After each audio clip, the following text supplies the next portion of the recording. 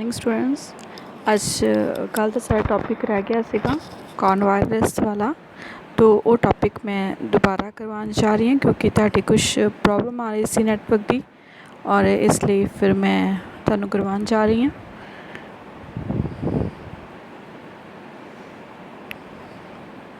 ਅਸੀਂ शुरू कर चुके सी, काफ़ी कर चुके सी, पर मैं रिपीट करन जा रही हूँ सारा ही। ओके, कौन वायरस 1786 ईस्वी तो लैके 1793 तक बंगाल का गवर्नर जनरल रहा। उन्हें 7 साल इत्थे शासन किया और इस विच जिन्ने चिर उन्हें शासन किया उसने काफ़ी चेंजिस किए। भूमिकर, न्याय, व्यापार, पुलिस आदि ਵੱਖ-ਵੱਖ खेत्रों में उसने कई तरह के सुधार किए। उसने कई तरह दी नवीं नीतियाँ लागू कीतियां जिस तरह कि उसने कोड पैनल शुरू किया, पैनल ऑफ कोड रूल्स बनाने शुरू किए।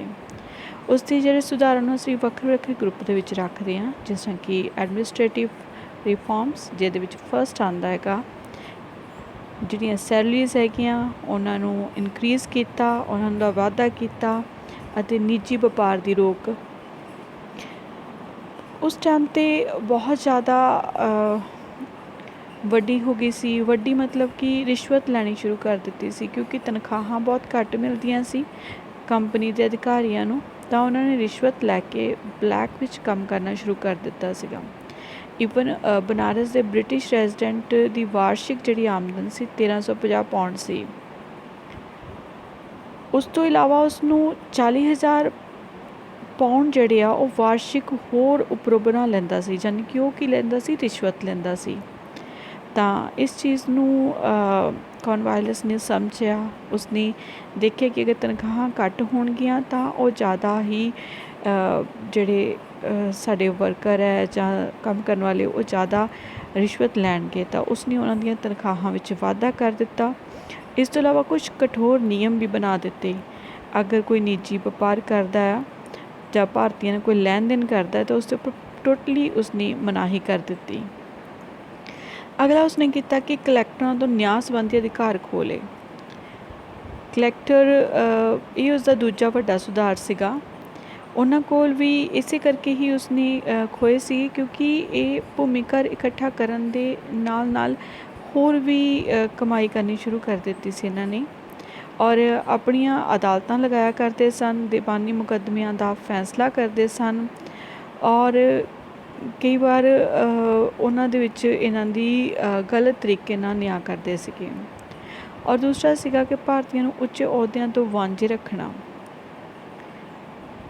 उसने कॉर्नवालिस ने एक काम जरूर किया कि उसने वड्डियां वड्डियां जिन्नियां भी नौकरियां सी उन्हां उपर अंग्रेज या यूरोपीयंस नूं ही लगाया, भारतीयों नूं इन्हां तो दूर ही रखिया। भारती अगर नौकरी लै रहे सी तां उन्हां नूं छोटी छोटियां नौकरियां मिलदियां सीगियां जिन्हां दी वध तो वध तनख्वाह 300 पाउंड वार्षिक हुंदी सीगी। इस तो इलावा वो भारतीयों नूं इस तो उपरले अहुदियां दा योग नहीं समझदा सीगा। उसदी अगर सुधारां दी गल कीती जावे तां उसने न्याय सुधार बहुत कीते। उस दे विच सब नूं आउंदा है दीवानी अदालतां दा संगठन करना। उसने सब नूं पहलां दीवानी अदालतां दा पुनर्गठन किया, जानी कि जो पहलां अदालतां किसी कोई होर लगांदा सी उन्हां नूं दुबारा गठित किया गया। अमीन अते मुनसिफ दी अदालतां ये सब तो छोटियां दीवानी अदालतां अमीन अते मुनसिफ दी अदालतां सन। इन अदालतां विच अमीन अते मुनसिफ दोनों ही 50 रुपए तक की संपत्ति के छोटे छोटे मुकदमियां का फैसला कर सकते सन। ये भारती होया करते सन, यानी कि इंडियंस लोग ही अमीन अते मुनसिफ होंदे सन। अगे कि डिस्ट्रिक्ट कोर्ट अमीन अते मुनसिफ दी अदालतां विच जिन्हां चीज़ां का फैसला नहीं हो पाता सी जां वो दीवानी मुकदमे जो उत्थे सॉल्व नहीं होंदे सी तां उन्हां नूं डिस्ट्रिक्ट कोर्ट विच भेज दिता जांदा सी। डिस्ट्रिक्ट कोर्ट दे विच जज जो नियुक्त किया हुंदा सी वो हमेशा ही अंग्रेज हुंदा सी या कोई यूरोपीयन हुंदा सीगा। इस तो इलावा अपीलों दीयां 4 प्रांतिक अदालतां बना दित्तियां गईयां। वो किहड़ियां सन? वो सन कलकत्ता, मुर्शिदाबाद, ढाका, पटना। ਇਹ ਸਥਾਪਿਤ ਕਰ ਦਿੱਤੇ ਗਈਆਂ। ਇਹਨਾਂ ਉੱਪਰ 3 ਯੂਰਪੀਅਨ ਜੱਜ ਹੁੰਦੇ ਸਨ ਅਤੇ 3 ਹੀ ਭਾਰਤੀ ਹੁੰਦੇ ਸਨ। ਉਹ ਭਾਰਤੀ ਜਿਹੜੇ ਹੁੰਦੇ ਸੀ, ਇੱਕ ਮੁਫਤੀ ਹੁੰਦਾ ਸੀ, ਇੱਕ ਕਾਜੀ ਹੁੰਦਾ ਸੀ, ਇੱਕ ਪੰਡਿਤ ਹੁੰਦਾ ਸੀਗਾ। ਅਗਰ ਸਦਰ ਦੀਵਾਨੀ ਅਦਾਲਤਾਂ, ਦੀਵਾਨੀ ਮੁਕੱਦਮਿਆਂ ਦੀ ਸਭ ਤੋਂ ਜਿਹੜੀ ਉੱਚੀ ਅਦਾਲਤ ਸੀ ਉਹ ਕਲਕੱਤੇ ਵਿੱਚ ਸੀਗੀ। ਇਸ ਨੂੰ ਸਦਰ ਦੀਵਾਨੀ ਅਦਾਲਤ ਕਿਹਾ ਜਾਂਦਾ ਸੀ। ਇਸ ਦਾ ਜਿਹੜਾ ਜੱਜ ਹੈ, ਗਵਰਨਰ ਜਨਰਲ ਅਤੇ ਕੌਂਸਲ ਦੇ ਮੈਂਬਰ ਹੁੰਦੇ ਸਨ। ਉਹਨਾਂ ਦੀ ਸਹਾਇਤਾ ਕਰਨ ਲਈ ਇੱਕ ਕਾਜੀ, 2 ਮੁਫਤੀ, 2 ਪੰਡਿਤ ਹੁੰਦੇ ਸਨ। ਇਸ ਵਿੱਚ ਵੱਡੇ ਵੱਡੇ ਦੀਵਾਨੀ ਮੁਕੱਦਮਿਆਂ ਦਾ ਫੈਸਲਾ ਕੀਤਾ ਜਾਂਦਾ ਸੀ ਅਤੇ ਇਸ ਦਾ ਫੈਸਲਾ ਆਮ ਤੌਰ 'ਤੇ ਆਖਰੀ ਹੁੰਦਾ ਸੀਗਾ। 5000 ਤੋਂ ਵੱਧ ਸੰਪੱਤੀ ਦੇ ਮੁਕੱਦਮਿਆਂ ਦੀਆਂ ਅਪੀਲਾਂ ਇੰਗਲੈਂਡ ਵਿੱਚ ਸਮਰਾਟ ਦੀ ਕੌਂਸਲ ਵਿੱਚ ਹੀ ਕੀਤੀਆਂ ਜਾ ਸਕਦੀਆਂ ਸਨ। ਯਾਨੀ ਕਿ ਇਹਨਾਂ ਤੋਂ ਥੱਲੇ ਜਿੰਨੇ ਵੀ ਮੁਕੱਦਮੇ ਹੁੰਦੇ ਸੀ ਉਹ ਸਦਰ ਦੀਵਾਨੀ ਅਦਾਲਤ ਵਿੱਚ ਹੋ ਸਕਦੇ ਸੀਗੇ।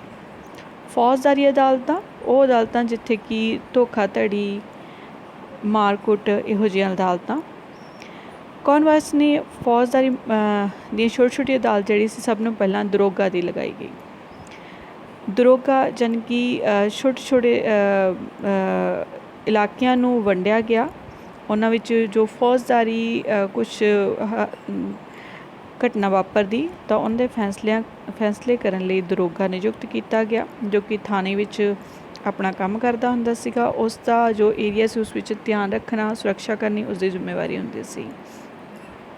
ਜ਼ਿਲ੍ਹਾ ਅਦਾਲਤ, ਦਰੋਗਿਆਂ ਦੀ ਅਦਾਲਤ ਤੋਂ ਬਾਅਦ ਜ਼ਿਲ੍ਹਾ ਅਦਾਲਤ ਸੀ, ਜਿਸ ਦਾ ਪ੍ਰਧਾਨ ਜ਼ਿਲ੍ਹਾ ਜੱਜ ਜਾਂ ਸੈਸ਼ਨ ਜੱਜ ਹੁੰਦਾ ਸੀਗਾ। ਇਹ ਫੌਜਦਾਰੀ ਮੁਕੱਦਮਿਆਂ ਦੇ ਫੈਸਲਾ ਇੱਥੇ ਕੀਤਾ ਜਾਂਦੇ। ਦਰੋਗਾ ਜਿਹੜੇ ਫੈਸਲਿਆਂ ਦੀ ਅਪੀਲਾਂ ਦਾ ਨਹੀਂ ਕਰ ਪਾਉਂਦਾ ਸੀ, ਉਹ ਇੱਥੇ ਹੁੰਦੇ ਸੀਗੇ।